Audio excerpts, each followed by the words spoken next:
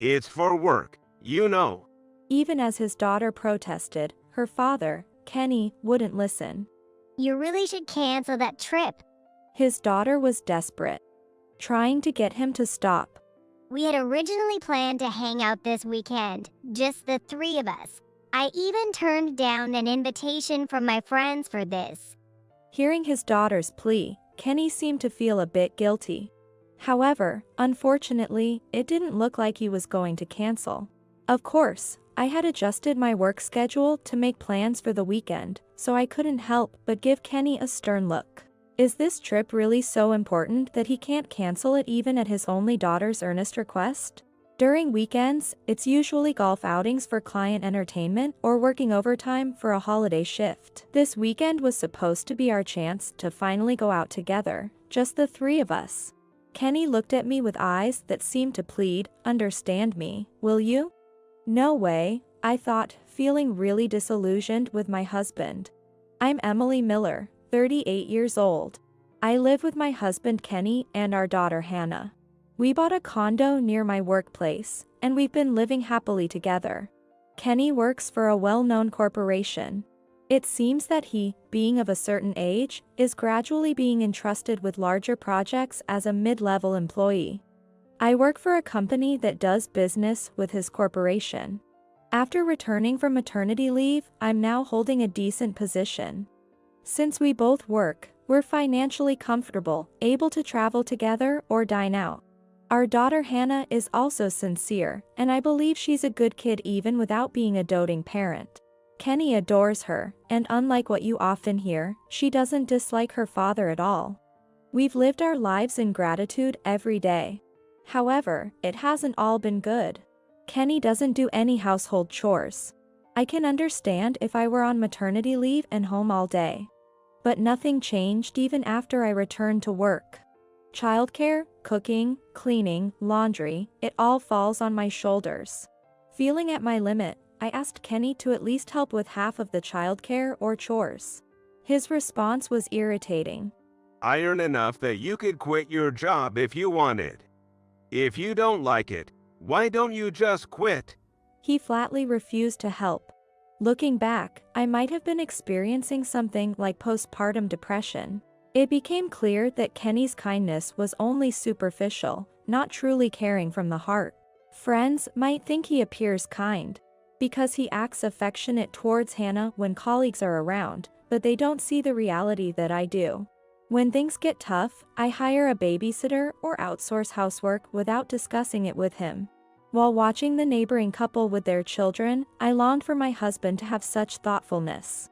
Even complaining about someone's husband not washing dishes properly sounds bitter because of how hard my days are. Hannah has grown well, and I've fully returned to work. As she started elementary school and our life settled into a new routine, Kenny began going out more. On weekends, it's drinking parties, social gatherings, business golf, or barbecues with his colleagues of the department, hardly ever at home. I just want to spend our rare days off together as a family. I want to go on outings as a family. I want to go out with Daddy. Hannah has started to plead with me. While I always make sure she has fun shopping or at the movies, she clearly misses having her father with us. Kenny doesn't consider her feelings at all. I'm going camping with colleagues tomorrow. I'll be staying overnight, so I won't be home. He quietly told me before bed. Occasionally take us camping too. Hannah wants to go with you. I couldn't keep my patience anymore, feeling sorry for our daughter who's been enduring so much. I'm not good with bugs, so taking me camping is out of the question. At that, my husband's mood quickly soured. I'm going with colleagues because it's part of my job. We're not just lounging around like you guys. Don't talk nonsense. He snapped angrily. He has always had a temper, but never before had he said such harsh words without us even arguing. Rather than getting angry, I was too shocked to speak. Hearing his shouting, our daughter, who looked startled, came out of her room. Daddy, what's wrong? Did I do something bad? Are you upset because you're busy with work? Let's play together on your next day off. As she said this, she hugged him tightly. Feeling awkward in front of our daughter, my husband muttered an apology and retreated to the bedroom. Left alone in the living room, I was still irritated and couldn't accept it. Indeed, he had been popular since college, known for being the life of the party and liked by everyone, regardless of gender. I had always admired that about him. Thinking about it, it seemed strange to be upset over that. It's no wonder he's relied upon at work just like he used to be. Though I was still not satisfied, I decided not to push further as it seemed problematic to deny my husband's strengths as a wife. After seeing our daughter's sad face, my husband's weekend outings began to decrease. She has built a good relationship with her father. However, even though he goes out less, he doesn't help with the chores. We just manage to go out as a family now and then. Most of the housework and childcare still fall on me. My dream of doing simple chores together like cooking dinner or working together on trendy DIY projects to build a storage shelf doesn't seem likely to come true. But as a teenager, our daughter enjoys outings with the three of us, always pleading with her father about where she wants to go. He seems not entirely averse to it, and they were planning to go to an amusement park next month. I always watched these scenes with a smile. Today, after a long time, I went to the mall just with my daughter. Why just the two of us? Because my husband had left in the morning to hang out with colleagues. Shopping with my daughter was a blast, just like hanging out with a sister, laughing and checking out various stores. With my husband around, I always feel bad about leaving him out, so I can't fully enjoy exploring the mall. Let's eat something tasty, she said as we walked through the food area. That's when I saw the profile of my husband, who I had seen off in the morning. As I approached to call out to him, I noticed a young woman beside him. Seeing me frozen in shock, my daughter seemed to realize. Mom, isn't that? I felt weak at the knees. Her face looked like she was about to cry. He said he was with a colleague, so maybe that's who it is. Trying to stay calm, I spoke to her. That can't be right. Even I can see it. It's obvious Dad is cheating. I didn't tell you, but I've suspected it for a while now. Her words shocked me even more. I thought he was just hanging out with colleagues. Maybe I was just being oblivious. Overwhelmed with disbelief, my daughter added more. Actually, I've sometimes peeked at Dad's phone. You never suspected, so I pretended not to know, but I've seen messages that look like he was cheating. I was shocked, staring at my daughter. She knew but had pretended everything was normal for my sake. It wasn't my fault, but I felt an immense guilt toward her. Look, Mom, now's our chance. We need to catch him in the act and gather some evidence. We can decide what to do after that. Unable to accept reality, she pulled me along as we followed my husband. He was sitting at a travel agency counter with that woman. To avoid detection, my daughter and I walked past the area, only to find a page from a Florida travel brochure open. They were leaning in close, laughing quietly as if they were planning a romantic getaway. He's never even discussed going on a trip with us, but he seemed happy to be planning one with his affair partner. It was heartbreaking, considering how happy he used to be just going to the local amusement park. I wanted to scream out loud, but in front of my daughter, I couldn't, and my mind went blank. I don't even remember how we got home. They say extreme shock can cause memory loss, and that was exactly what happened. Lately, Dad's been saying he has sudden business dinners and will come home late, so we should go to bed first. Sorry. Only upon hearing the voice of my daughter did I snap back to reality. Half a month later. I'm going on a trip for a week starting tomorrow. He said it nonchalantly. When I asked where, he said it was a company retreat. In my mind, I muttered, so it's that cheating trip. It's sudden, isn't it? Who are you going with? I almost confronted him, but asked calmly as usual. It's a work trip, a company outing. I'm going with the usual colleagues. Must have forgotten to tell you. He continued to feign ignorance. While inwardly calling him a big liar, I was curious to see how he would lie his way out. Hearing us, my daughter came over. Dad, what are you talking about all of a sudden? Didn't you promise to hang out with me tomorrow? She must have realized it was the cheating trip. She tried to stop him, talking more earnestly than usual. Her desperate plea didn't work this time. In the past, persuading by my daughter had been foolproof, but it seems impossible today. It's a work obligation. My husband maintained his innocence. You really should cancel that trip. My daughter pressed him again to cancel it. I listened to their exchange with a pounding heart. Sorry, let's go when I have a day off from work. These work obligations are important too. With that one statement, something inside me snapped.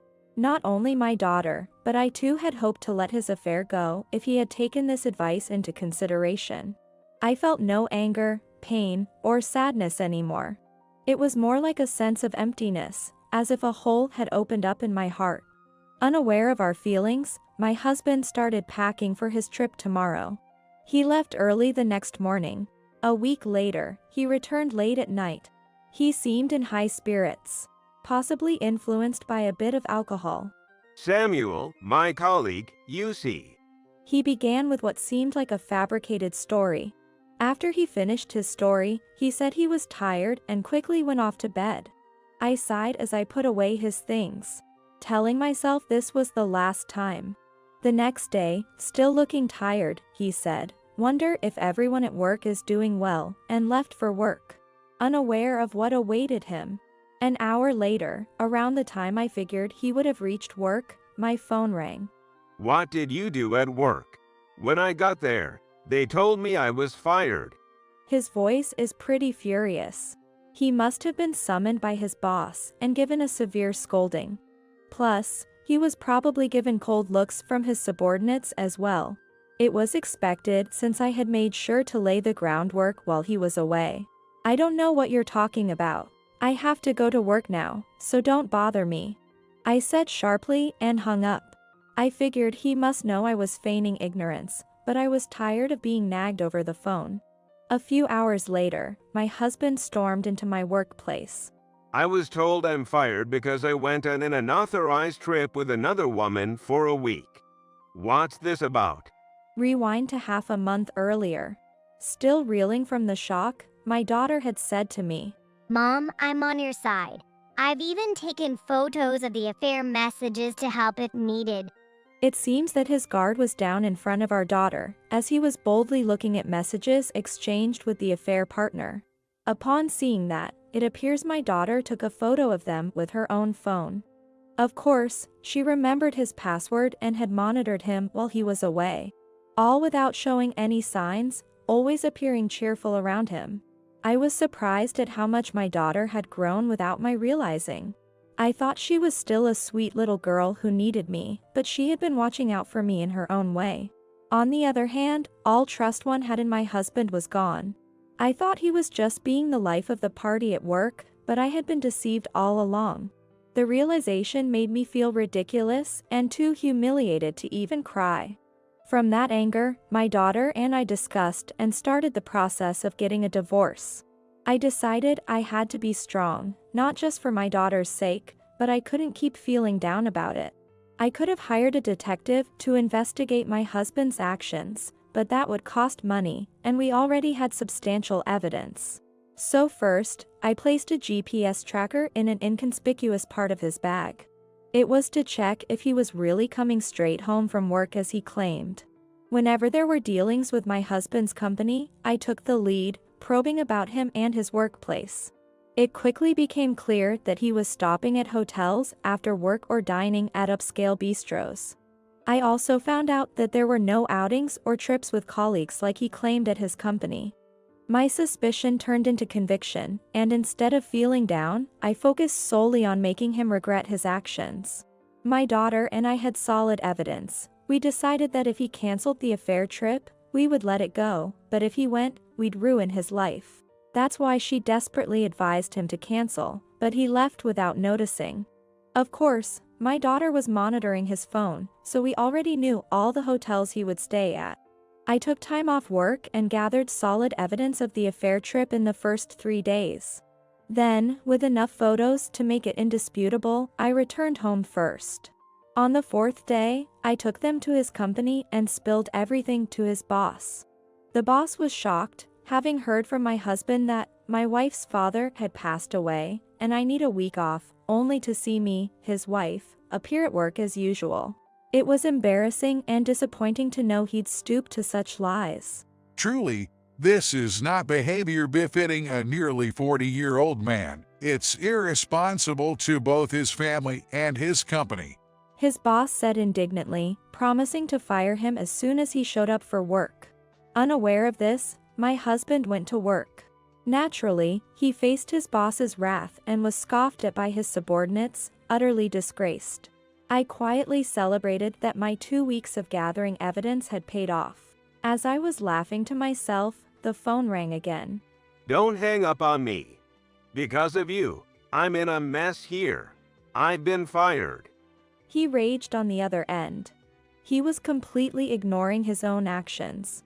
I didn't ask for you to be fired. Isn't it your fault? After all your cheating and messing around with other women, don't blame me. And don't make up my parents' funeral. That's just bad luck. This isn't a child faking a sick day. Once I started, I couldn't stop. The things I've been holding back all this time suddenly came pouring out like a dam breaking. I unleashed a torrent of verbal abuse just to get it off my chest, and then issued an ultimatum. Go stay with her. I'll move out in a week. We're getting a divorce. I finally said it. I had mostly packed my things during that week. Okay, calm down. There seems to be some misunderstanding. I'll wait at home. Let's talk. He realized I wasn't going to be fooled as usual when he felt my resolve. There's really nothing to discuss, but I just want to clear the air. Fine, I'll be home around 7. I needed to get him out of my workplace, so I sent him home. True to my word, I returned home after 7 with a heavy heart. My husband was there, drunk and flushed. I didn't want my daughter to witness a battleground, so she was staying with a friend. While waiting for me, my husband probably could do nothing but distract himself with alcohol. Realizing he couldn't even think to unpack his bags from his trip, I felt certain he would never change. You really did it, destroying my life. He yelled as soon as he saw me. That's what he did himself. It sounded like he was acknowledging his own actions. Suddenly, I was slapped hard across the face twice. I was stunned at first, not realizing what happened, but my face stung, confirming I'd been hit. Out of fear, I grabbed a cushion and a book nearby and threw them at him. Stop it, calm down, please. Just when I felt I might continue to be hit, a man burst through the door. Josh, my father-in-law, rushed in and stopped my husband. You've done something terrible, and now you're hitting your own wife. And Sarah, my mother-in-law, came in after him, flustered. This stupid son. She cried while hitting Kenny. She's to blame. She orchestrated it all. You're the one to blame. You caused all of this. Are you okay? My parents came into the room late. Seeing my face, my father immediately understood what happened and lunged at my husband. How dare you do this to our precious daughter? You've hurt her, both emotionally and physically. He was completely beside himself. It's okay now. You don't have to endure anymore. My mother said as she hugged me tightly. Relieved, I started crying. After a few slaps, Josh grabbed Kenny's head and turned him to face me. I'm terribly sorry for what he's done to your daughter.